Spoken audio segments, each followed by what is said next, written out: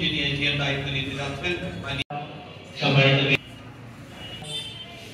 আমার আন্তরিক অভিবাদন এবং করেছেন সেটা যদি না বলেন তাহলে কিন্তু আমরা উপকৃত পারব।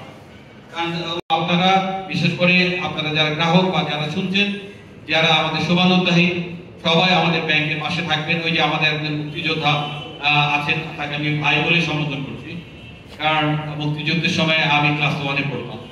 আমার গল্পটাকে একটা লাইনে বলতেই চাই, আমি 71 সালে ক্লাস 1-এ পড়তাম।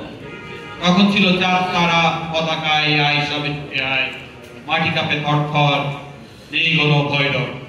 তারপরে আবার মুক্তিযুদ্ধ শেষ হয়ে গেল, দেশের বিজয় অর্জিত হলো। স্বাধীনতার পরে আমার বাবা বললো, তুমি তো ক্লাস 1-এ তো লেখাপড়া করোনি, তাহলে তোমাকে আবার 1-এ পড়তে হবে। আমি 71 সালে ক্লাস 1-এ ছিলাম, 72 সালে আমাকে 1-এ আবার ভর্তি করা হলো। এবং তখন সেই কবিতাটা আবার চেঞ্জ হয়ে গেল। তখন ওই কবিতাটা চেঞ্জ হয়ে সেই যে চাঁদ তারা পতাকায় ওই জায়গাটা চেঞ্জ হয়ে গেল রাঙারবি পতাকায়। আমার এই কথাটা এখন মনে আছে।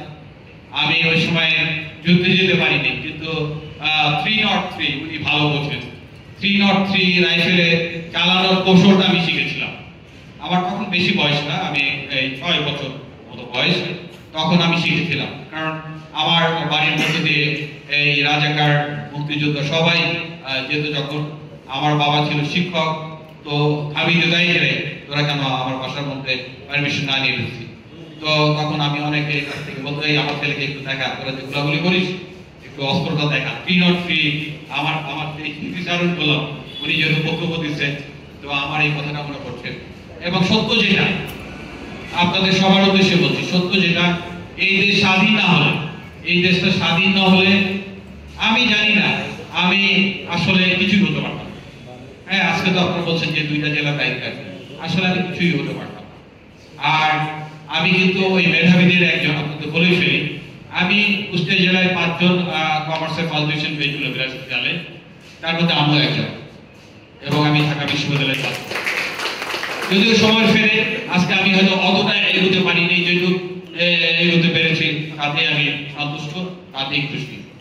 তো আমি বলবো, নতুন যিনি এসেছেন, আপনি এই কথাগুলো শুনলেন যে আগে এই শাখা এইসব করেছিল, আমাদের 2 জন গ্রাহক বা সমানের দেয়, তারাও তাদের উচ্চারণও বলেছে।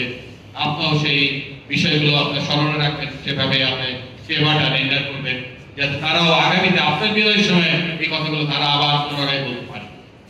তো আপনারা সবাই ভালো থাকবেন। আর